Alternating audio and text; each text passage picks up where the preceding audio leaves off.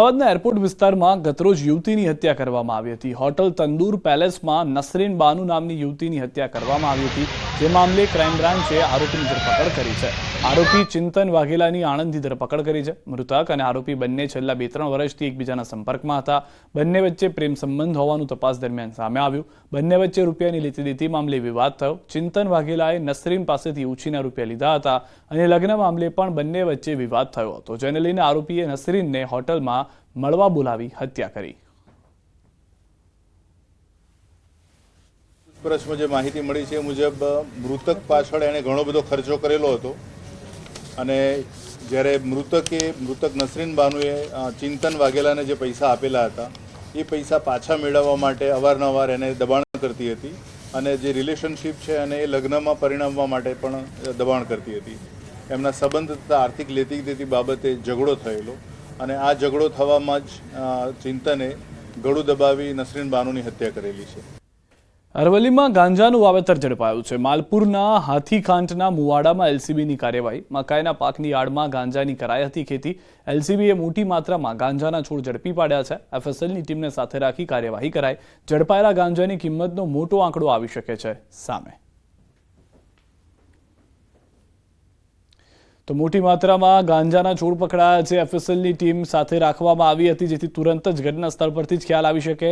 મકાઈનો પાક અહીંયા લેવામાં આવતો હતો, જેથી કોઈને ખ્યાલ ન આવે કે અહીંયા ગાંજાની પણ ખેતી થઈ રહી છે। માલપુરના હાથીખાંટના મુવાડામાં આ કાર્યવાહી થઈ છે। વધુ જાણકારી ન્યૂઝ 18 સંવાદદાતા હાર્દિક પાસેથી મેળવીશું। હાર્દિક, કઈ રીતે પોલીસને સમગ્ર ઘટનાની જાણ થઈ હતી? ઓપરેશન પાર પાડવામાં આવ્યું, શું વધુ જાણકારી?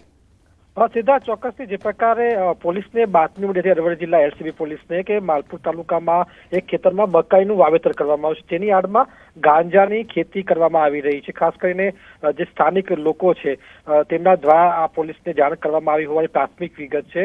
હજુ પણ એલસીબી પોલીસ કાર્યવાહી કરી રહી છે। ખૂબ મોટો જથ્થો છે, લગભગ છેલ્લા 6 કલાકથી આ કાર્યવાહી ચાલી રહી છે। આ સંજોગોમાં ખૂબ મોટો જથ્થો ઝડપાઈ શકે છે, એટલે કે સીધા જ કહી શકાય કે જે પ્રકારે મકાઈના પાકની આડમાં આ ખેતી કરવામાં આવી છે, આ પ્રકારના કિસ્સા જિલ્લામાં અન્ય જગ્યા પર હોઈ શકે છે। એટલે પોલીસ માટે પણ આ પડકાર છે, કારણ કે જે નશાનો કારોબાર છે ગાંજાનો, તેને ઝડપવા માટે પોલીસ કાર્યવાહી કરી રહી છે, ત્યારે આ પ્રકારનું વ્યાપક ગાંજાનું વાવેતર હજુ પણ મળી શકે છે।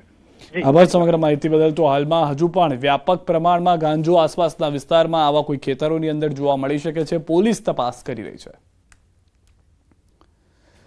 આ તરફ ડીજીપીના આદેશ બાદ પૂર્વ કચ્છ પોલીસ એક્શન મોડમાં આવી ગઈ છે। પૂર્વ કચ્છમાં હિસ્ટ્રી શીટર વ્યક્તિઓ વિરુદ્ધ કડક કાર્યવાહી આરંભી દેવાઈ છે। શિકારપુરના અનેક ગુનાઓમાં હિસ્ટ્રી શીટર આરોપી હાજી આમદી ત્રાયાના ગેરકાયદેસર રહેણાંક બાંધકામો પર બુલડોઝર ફેરવી દેવામાં આવ્યું છે। રીડા ગુનેગાર છે જેમનું નામ હાજી અહમદ ત્રાયા છે, જેમના વિરુદ્ધમાં અગાઉમાં મર્ડર, લૂંટ, આર્મ્સ એક્ટ અને વિવિધ પ્રકારના ગુનાઓ એમના વિરુદ્ધમાં દાખલ છે।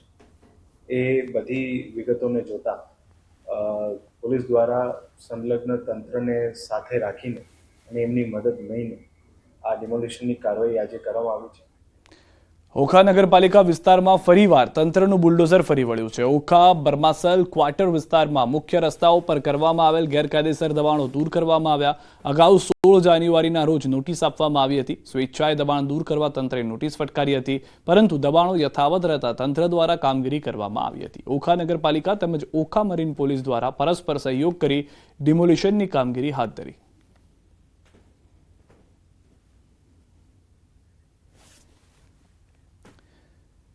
રાજકોટના એટલાન્ટિસ બિલ્ડિંગમાં આગ મામલે ફાયર બ્રિગેડે નોટિસ ફટકારી છે। ફાયર સેફટીના સાધનો વર્કિંગ કન્ડિશનમાં ન હોવાથી નોટિસ ફટકારી છે।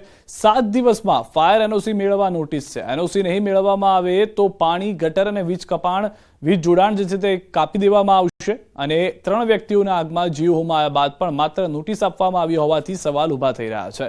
10 વર્ષથી ફાયર એનઓસી નહોતી તો કેમ કાર્યવાહી ન કરી, તેને લઈને પણ ઉઠ્યા છે અનેક સવાલો। એટલાન્ટિસ બિલ્ડિંગમાં એક ફ્લેટનો ભાવ 7 કરોડ છતાં ફાયર એનઓસી નહોતું તો કોના આશીર્વાદ હતા, એ સવાલ હવે ઉભા થઈ રહ્યા છે। હાલ રોકાઈશું વિરામ માટે। આપ જોડાયેલા રહો ગુજરાતની number 1 news channel news 18 Gujarati સાથે।